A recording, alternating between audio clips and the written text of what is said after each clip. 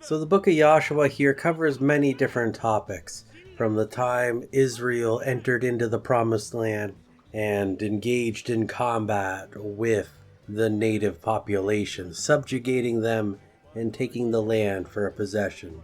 Endless battles and subjugation. The Lord led the way to victory, and as a result, the Israelites gained large swaths of land for a possession. But now in the book of Joshua, we are looking at the governance and the operation of the land. In this chapter in particular, we are looking at the cities of refuge, and we will be looking at the concept of the Avenger of Blood. So in the event that somebody dies and there was a person that causes the death of another, the justice system allows for the Avenger of Blood, which is the next of kin or a relative, that is to go and kill the person who killed their relative, to avenge them. Now, the city of refuge are cities that are distributed throughout the land, and they allow for refuge to be given to the one who did the killing. They provide refuge if the killing was what we would refer to today as manslaughter, an accidental killing of the person. Maybe it was a workplace accident, maybe bad circumstances. Either way, they need to plead their case to the city of refuge, and we'll see how that all works here. The book of Joshua 20 and 1. The Lord said also to Joshua 20 and 2, say to the Israelites, appoint among you cities of refuge, of which I spoke to you through Moses. 20 and 3. That the slayer who kills anyone accidentally and unintentionally may flee there, and they shall be your refuge from the Avenger of Blood. So in the Torah, we saw many sections that related to the city of refuge and the Avenger of Blood and how this system was set up. But here in the book of Joshua, we are setting up the actual locations of these cities so that they are distributed throughout the land.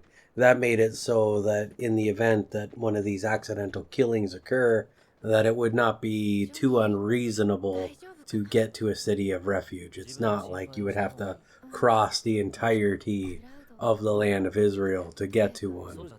The book of Joshua 20 and 4. He who flees to one of those cities shall stand at the entrance of the gate of the city and explain his case to the elders of the city. They shall receive him to the protection of that city and give him a place to dwell among them.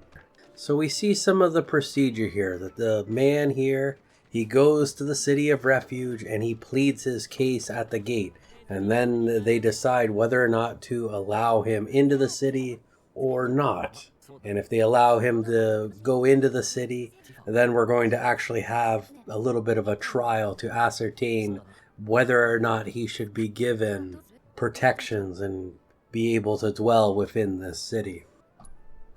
The book of Joshua 20 and 5. If the Avenger of Blood pursues him, they shall not deliver the slayer into his hands, because he killed his neighbor unintentionally, having had no hatred for him previously.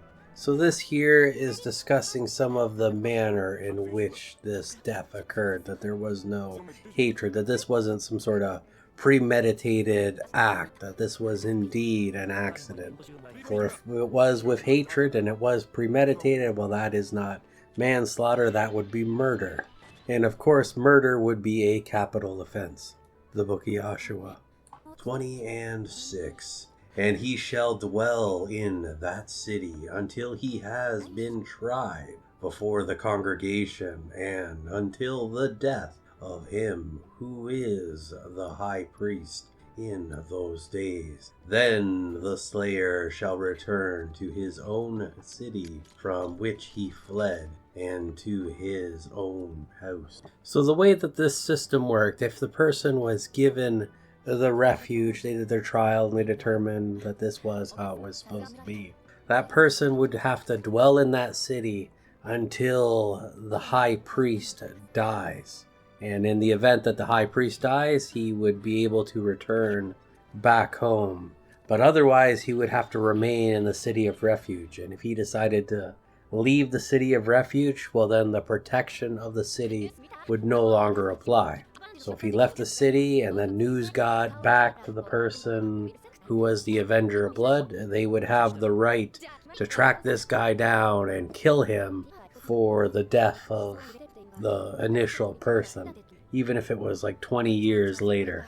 It's only if the high priest dies that it gets reset. So they might be in the city of refuge for a very long time, or maybe they get to the city of refuge and the high priest dies the next day and then they're able to return back home. It could vary quite significantly that way. 20 and 7. And they set apart and consecrated Kadesh in Galilee, in the hill country of Naphtali, and Shechem in the hill country of Ephraim, and Kiriath Araba, that is Hebron, in the hill country of Judah. 20 and 8. Beyond the Jordan, east of Jericho, they appointed Bezer in the wilderness tableland from the tribe of Reuben, and Ramoth in Gilead from the tribe of Gad, and Golan in Bashan from the tribe of Manasseh. So we have 6 cities of refuge being mentioned here. 3 on the side of the Promised Land and 3 on the eastern side of the Jordan River. And we saw those set up previously, or at least alluded to before the book of Joshua, when they first took those portions of land. The book of Joshua. 20 and 9. These cities were all the Israelites and the stranger sojourning among them, that whoever killed a person unintentionally might flee there, and not be slain by the Avenger of Blood until he had been tried before the congregation.